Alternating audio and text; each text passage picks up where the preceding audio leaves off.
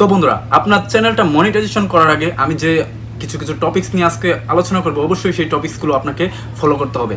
প্রথমত, আপনার যে চ্যানেলের মনিটাইজেশন করার আগে একটা বিষয় আপনাকে খেয়াল রাখতে হবে। আপনার যে মোস্ট পপুলারিটি ভিডিও রয়েছে, যেটাতে মোস্ট ভিউ এসেছে, সেটা কিন্তু অবশ্যই আপনাকে চেক করে রাখতে হবে।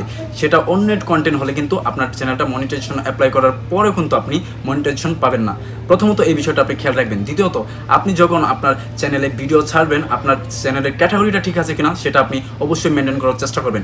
অর্থাৎ আপনি যে বিষয়টা নিয়ে ভিডিও করেন সেই ক্যাটাগরি অনুযায়ী বিষয়ে, মনে করেন আপনি যদি একটা বিষয় নিয়ে ভিডিও করেন, যেমন আমি আইফোন নিয়ে ভিডিও করব, আইফোন বা মোবাইল নিয়ে রিভিউ করব, শুধু মোবাইল নিয়ে রিভিউ করব। অর্থাৎ আমি যদি মোবাইলের ভিডিওতে আমি যদি এখন গিয়ে ব্লগ করি, তাহলে কি হবে? অর্থাৎ রিভিউর চ্যানেলে ব্লগ করা যাবে না, এরকম মিস্টেক করা যাবে না। দ্বিতীয়ত, মেটাডাটা মিস্টেক, সেটাকে আমরা সাধারণত জানি। মেটাডাটা মিস্টেক আপনার থাম্বনেলে একটা বিষয় এবং আপনার ভিডিওতে আরেকটা বিষয়, এটা থাকলে কিন্তু ইউটিউব টিম আপনাকে পর্যালোচনা করবে, আপনাকে মনিটাইজেশন নাও দিতে পারে। অর্থাৎ এটাকে বলা হয় মেটাডাটা মিস্টেক, এটা অবশ্যই করা যাবে না। তৃতীয়ত, আপনার ট্যাগগুলো আপনি অবশ্যই রিসার্চ করে ব্যবহার করবেন। আপনি যদি একটা ভিডিওর পুরোপুরি কপি ট্যাগ ব্যবহার করেন, সেই ক্ষেত্রে আপনি কমিউনিটি গাইডলাইন বা স্ট্রাইক খেতে পারেন এবং কমিউনিটি ক্লেমও দিয়ে দিতে পারে।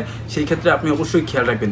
তৃতীয়ত, আপনি অন্যের কন্টেন্ট ব্যবহার করবেন না, এটা হলো মাস্ট বি। আপনার অন্যের কন্টেন্ট অনেক সময় আমাদের 6 সেকেন্ড 5 সেকেন্ড ব্যবহার করতে হয়। সেই ক্ষেত্রে আপনি ডিসিপ্লিন বা কপিরাইটের যে থিওরিগুলো আছে বা যে সিস্টেমগুলো আছে আপনি ব্যবহার করবেন। আপনার ডেসক্রিপশনে যে কপিরাইটের ফায়ার হাউসের যে ব্যাখ্যাটা আছে, এটা অবশ্যই আপনাকে দিয়ে দিতে হবে। আপনি যদি 5 সেকেন্ড 6 সেকেন্ড ব্যবহার করেন, সেই ক্ষেত্রে যার ভিডিও সেটা আপনি অনুমতি নেওয়ার চেষ্টা করবেন, সেই ক্ষেত্রে ভালো হবে। তো বন্ধুরা, মনিটাইজেশন অ্যাপ্লাই করার আগে অবশ্যই আপনাকে এই বিষয়গুলো মানতে হবে এবং আপনার ভিডিওতে যেটা মোস্ট পপুলারিটি, সেটা কিন্তু ইউটিউব চেক করবে সেটা আপনার ভিডিও কিনা।